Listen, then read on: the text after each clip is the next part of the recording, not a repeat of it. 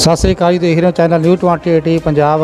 मैं तुहाडा अपना सरबजीत सिंह। अज असीं पहुंचे हाँ पंजाब लोक कांग्रेस दफ्तर, जिथे कि मैडम फरजाना आलम जी इस पार्टी वालों चोण लड़ रहे हैं। पहलां भी उन्होंने 5 साल जो मलेरकोटला शहर की सेवा की आ, अपने कार्यकाल दौरान बहुत वधिया उन्होंने सेवावां निभाईआं। थोड़ी गल करावांगे मैडम फरजाना आलम जी नाल। देखते रहो चैनल न्यूज़ 28 पंजाब। बहुत बहुत शुक्रिया आपका। मैं फरजाना आलम मलेरकोटला से पंजाब लोक कांग्रेस की उम्मीदवार हूँ। मैडम जी, जिमें सारिया पार्टियां वोटरां नूं रिझाउण दे लई तरह तरह के जिहड़े लालच दे रही ने, ਵੱਖ-ਵੱਖ तरह के आपां कह सकते उन्होंने हर तरह के हत्थ कंडे बना रही ने। तुहाडी जे मतलब सरकार जिहड़ी बनदी है पार्टी की, तां तुहाडा जिहड़ा मैनीफेस्टो मतलब तुसीं किदां दी उम्मीद रखदे हो भी किहो जिहा होना चाहिए तुहाडा?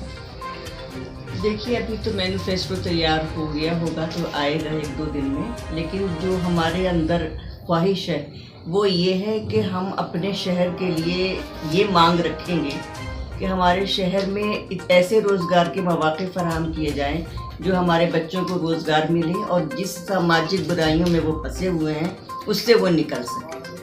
ਜਿਹੜਾ ਕੀ ਮਤਲਬ ਜਿਹੜਾ ਚੋਣ ਮੈਨੀਫੈਸਟੋ ਹੈ ਜੀ, ਸਭ ਤੋਂ ਆਮ ਇਹ ਲੋਕਾਂ ਦੀ ਮੰਗ ਹੈ ਵੀ ਇਹ ਕਾਨੂੰਨੀ ਜਿਹੜਾ ਦਸਤਾਵੇਜ਼ ਬਣਨਾ ਚਾਹੀਦਾ, ਕਿਉਂਕਿ ਆਮ ਆਪਾਂ ਦੇਖਿਆ ਤੁਹਾਡੀ ਤੁਸੀਂ ਵੀ ਕਈ ਐਮਐਲਏ ਰਹਿ ਚੁੱਕੇ ਹੋ ਮਲੇਰਕੋਟਲਾ ਦੇ। ਆਪਾਂ ਦੇਖਿਆ ਵੀ ਪਾਰਟੀਆਂ ਵਾਅਦੇ ਤਾਂ ਕਰ ਦਿੰਦੀਆਂ ਨੇ, ਚੋਣੀ ਮੈਨੀਫੈਸਟੋ ਵੀ ਮਤਲਬ ਕਿ ਜਾਰੀ ਕਰ ਦਿੰਦੀਆਂ ਨੇ, ਪਰ ਉਹਦੇ ਤੇ ਅਮਲ ਜਿਹੜਾ ਬਹੁਤ ਹੱਦ ਤੱਕ ਹੁੰਦਾ ਨਹੀਂ। ਕੀ ਜਿਹੜਾ ਚੋਣ ਮੈਨੀਫੈਸਟੋ ਹੈ ਇਹ ਕਾਨੂੰਨੀ ਦਸਤਾਵੇਜ਼ ਬਣਾਉਣ ਦੇ ਤੁਸੀਂ ਹੱਕ 'ਚ ਹੋ ਜੀ?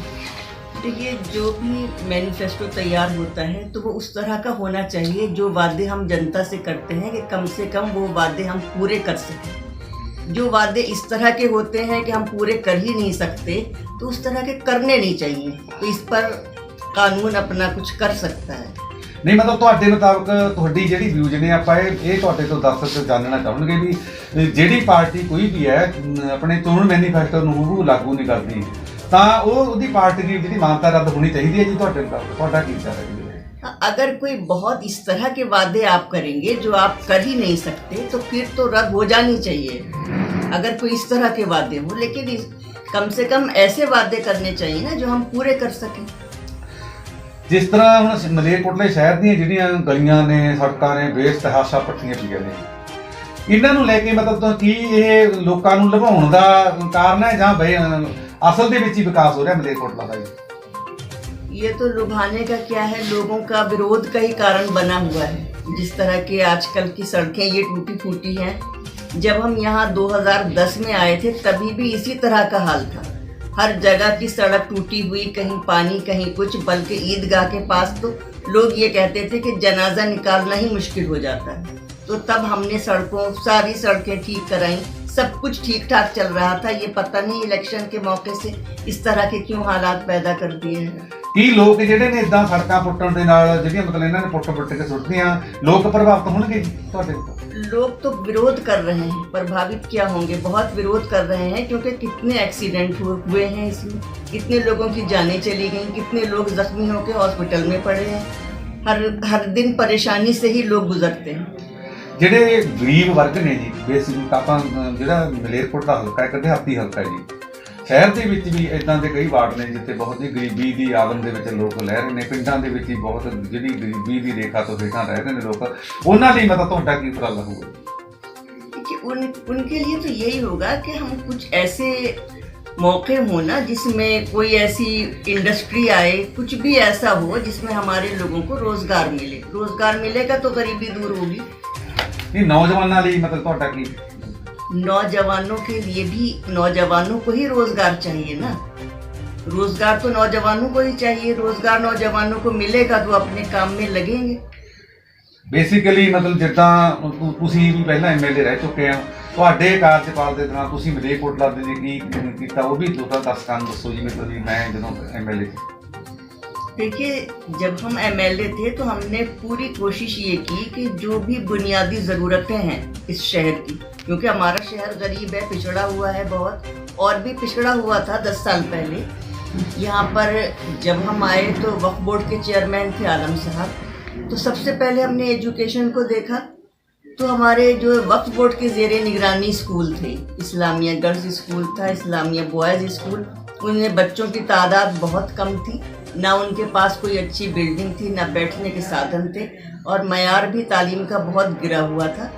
तो हमने फिर उसको मॉडल स्कूल का दर्जा दिया, और अब तादाद बच्चों की बहुत ज़्यादा हो गई थी, जो अभी भी है।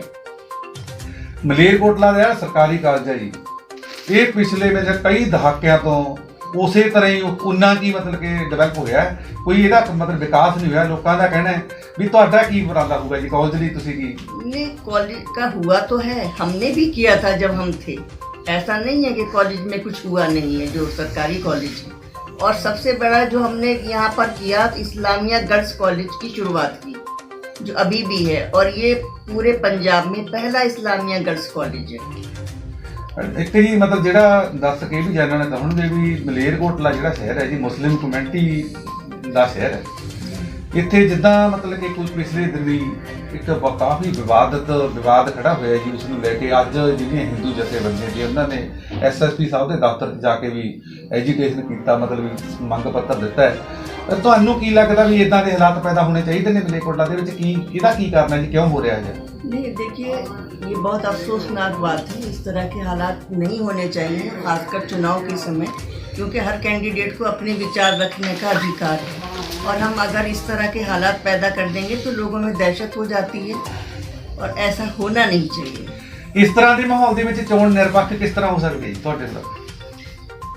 चुनाव तो निष्पक्ष प्रशासन कराएगी, चुनाव कमीशन बैठा है। ਨਹੀਂ ਉਹਨਾਂ ਨੇ ਤਾਂ ਇੱਦਾਂ ਕ੍ਰਿਟੀਕਲੀ ਉਹਨੂੰ ਸਾਂਭਣੀ ਔਖੀ ਹੋ देखिए, ਜਾਂਦੀ। इसके ऊपर हम कोई कमेंट नहीं करेंगे, नो कमेंट प्लीज। ਦੂਸਰਾ ਜੀ ਮਤਲਬ ਲਾਸਟ ਦੇ ਵਿੱਚ ਤੁਹਾਡੀ ਜਿਹੜੀ ਮਲੇਰਕੋਟਲਾ ਦੇ ਹਲਕੇ ਨੂੰ ਦੇ ਲੋਕਾਂ ਨੂੰ, ਵੋਟਰਾਂ ਨੂੰ ਤੁਸੀਂ ਆਪਣੇ ਵੱਲੋਂ ਕੀ ਅਪੀਲ ਕਰਨੀ ਚਾਹੁੰਦੇ ਹੋ ਜੀ ਇਸ ਬਾਰੇ? यही अपील करेंगे कि बहुत सोच समझकर आप अपने वोट का इस्तेमाल करें। आपके सामने जो भी कैंडिडेट है, आप उसको अच्छी तरह से जाने परखें। जो आपका जाना परखा हुआ है उसी को पर ध्यान में रखते हुए आप, क्योंकि 5 साल के लिए फिर आपने झेलना होता है, तो बहुत सोच समझकर अपने वोट का इस्तेमाल करें, और ऐसा उम्मीदवार चुनें जो आपकी उम्मीदों पर खरा उतरे, आपके पूरे काम हो सके। ਨਸ਼ਿਆਂ ਦਾ ਜਿਹੜਾ ਮੁੱਦਾ ਹੈ ਪੰਜਾਬ ਦੇ ਵਿੱਚ ਅੱਜ ਕੱਲ੍ਹ ਬਹੁਤ ਚਰਚਿਤ ਹੈ ਜੀ। ਕੋਈ ਵੀ ਸਰਕਾਰ ਜਿਹੜੀ ਹੈ ਇਹਨੂੰ ਬੇਸਿਕਲੀ ਰੋਕਣ ਦੇ ਵਿੱਚ ਅਸਫਲ ਰਹੀ ਹੈ, ਭਾਵੇਂ ਕਿ ਮਤਲਬ ਜਿਹੜੇ ਕੈਪਟਨ ਅਮਰਿੰਦਰ ਸਿੰਘ ਪੰਜਾਬ ਦੇ ਮੁੱਖ ਮੰਤਰੀ ਰਹੇ ਨੇ, ਹੁਣ ਉਹ ਮਤਲਬ ਤੁਸੀਂ ਉਹਨਾਂ ਦੀ ਪਾਰਟੀ ਵੱਲੋਂ ਹੀ ਚੋਣ ਲੜ ਰਹੇ ਹੋ। ਨਸ਼ਿਆਂ ਨੂੰ ਲੈ ਕੇ ਜਿਹੜਾ ਤੁਹਾਡੀ ਪਾਰਟੀ ਦਾ ਤੇ ਕੀ ਮਤਲਬ? देखिए, नशे के लिए तो मैं ये कहूँगी, कोई भी प्रशासन, कोई भी सरकार नशे पर काबू पा नहीं सकती जब तक हम खुद ना चाहें। जब तक जनता खुद ना चाहे तब तक कुछ नहीं हो सकता। ਧੰਨਵਾਦ ਦਰਸ਼ਕੋ।